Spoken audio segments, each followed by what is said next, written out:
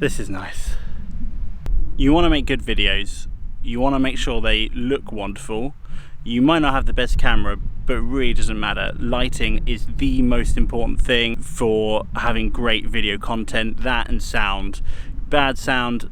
I'm on a hill right now, so I'm really testing this microphone. But what I'm going to be talking about today is lighting your videos when you don't have LED lights, when you don't have other lights around, because you're either outside or you just don't have access to it. So what are you going to use? You're going to use natural light. What is natural light? It's that guy.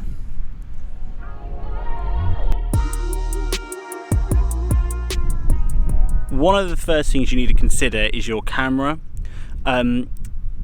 It's quite hard when you have a camera that's all on automatic settings. We'll have a little look into that later. You want to have some form of manual control. You can get different apps on your phones that allow you to do that, but having a camera like the A6300 that you can control manually is quite essential, really, to take you to that next level of video quality. I've just sat down on a bench on a hill, overlooking the Nap in Barry in Wales, which is where I am at the moment. I haven't really thought about anything other than I wanted to sit down. It's approaching midday, so we've got a midday sun. That's something you need to consider when it comes to lighting with natural light with the sun. So let's get into that. Right, we know where the sun rises, we know where it sets. It rises in the east and it sets in the west. Where I'm sat here looking south, you can tell because I've got the sun directly on me. So I'm south facing, it's midday, it's right up in the middle of the sky, shining right down on me. This is going to create the flattest image, and I've not even checked my camera settings because I'm madly doing this without a monitor, so I'm having to cut and then check, so I can't really tell how well I expose right now. That's not really what I'm into for the very moment. This is probably one of the dullest times of day to actually shoot something. If you want nice contrasty images, like I've been showing you with LED lighting, the positioning of where the sun is vital. So you can't just go out, think you're going to film at any time of the day, just plonk yourself anywhere, get good lighting. You've got to plan it. If you want early sun, if you want low sun, you've got to get up early, especially in the summer, and be ready for it. Because the lower the sun, the nicer the contrast you're going to get on your image. You can have a nice contrast to the side of your face. Same when I come back in the end of the day. We're going to have some nice contrast that way, and you've also got to bear in mind that the colour temperature completely changes as well as the sun rises and sets. We also need to think about clouds. Right now it's an overcast day. I was pointing myself over this way,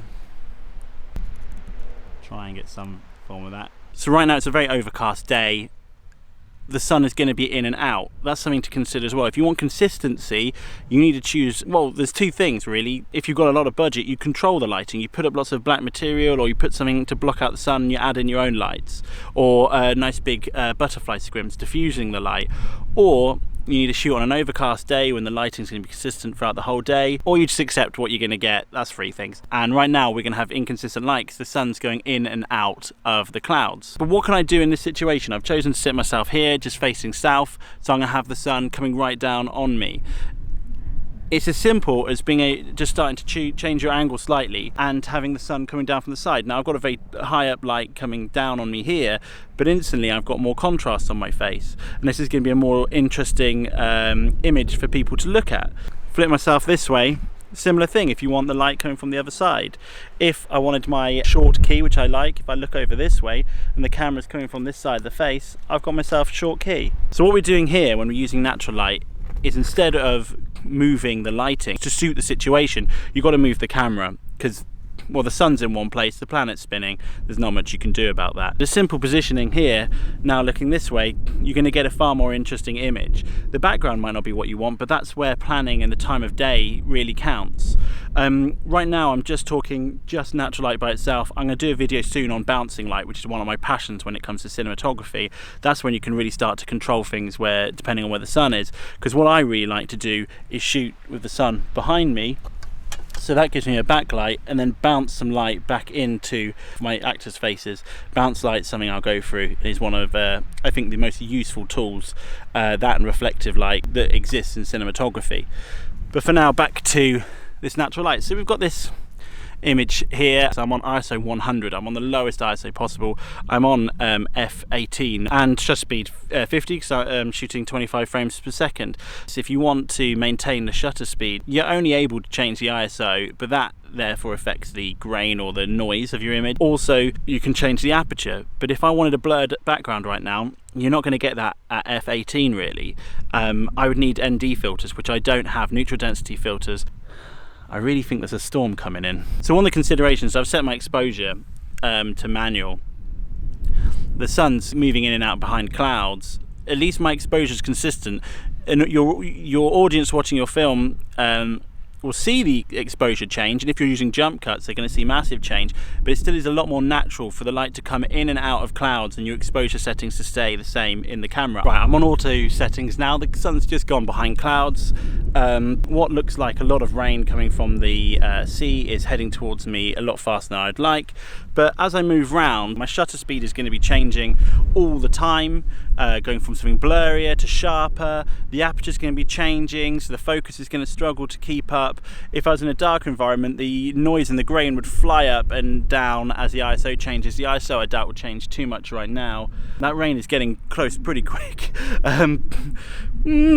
Auto focus, I've kind of discussed it. I move in and out between autofocus.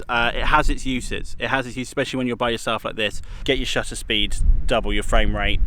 If you want that quicker shutter speed feel, for me, I'm shooting 25 frames a second because I'm in the UK and that's what I'm used to. So I'm shooting a shutter speed of 50.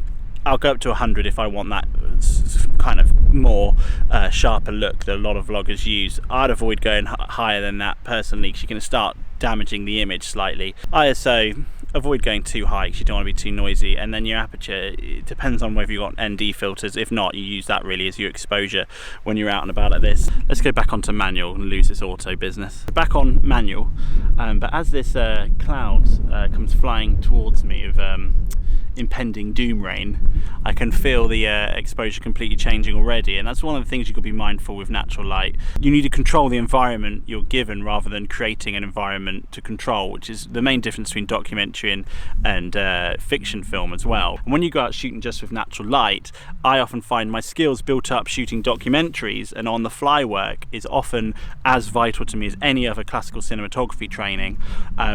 Because of that need to just react to what is happening with the sun, the changes. You can't help the fact that there's a big impending rain doom coming, and that's something you need to factor in and just react, control it, use flags, use reflectors, use bounce boards. There's lots you can do. I'm looking forward to getting into those in future videos, but for now, before I go back inside and start thinking about talking about how you can control this environment when you're actually inside, to conclude here, really, when you're working with natural light, consider the placement of where the sun is.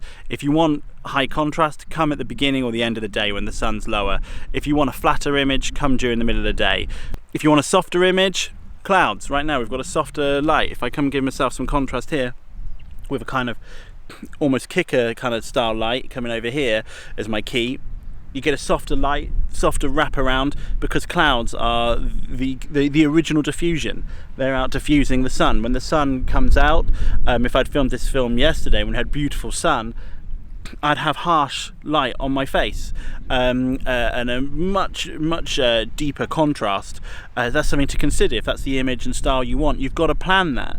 When it comes to shooting with natural light, you can create some of the best images. Some of the best images are created with natural light, but you've got to plan. You don't just have the instant control and instant ability that you do when you have your own lighting. So you can completely get away with creating videos with absolutely no additional light. If I were to be shooting a whole piece right now, I would be, if I was having two people talking on the bench, where I'd position my camera to have the nice image would be here. We've got people chatting this way. I want this short key, so I want the contrast here. I'd probably have a reflector bouncing up to lift the shadows, but this is where I'll have a conversation. Then my reverse of the shot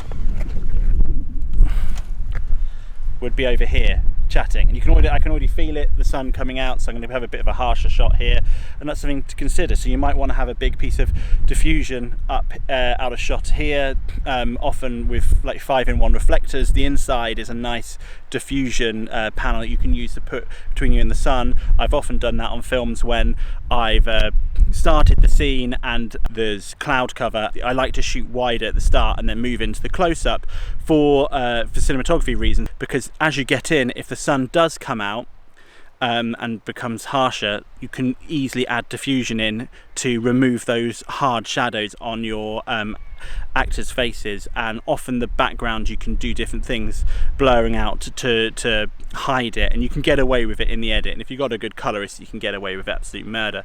But this is where I'll be positioning my camera angles for conversation. Hello, hello, and then the reverse over here. And then you can have a master from behind looking out across the sea, or a master this way. You can get away with crossing the line in those situations sometimes, but do be mindful of that. Right, I think before this rain cloud is going to come get me, I'm going to go head inside, and we can talk a bit more about using natural light in indoors with those fabulous things called windows.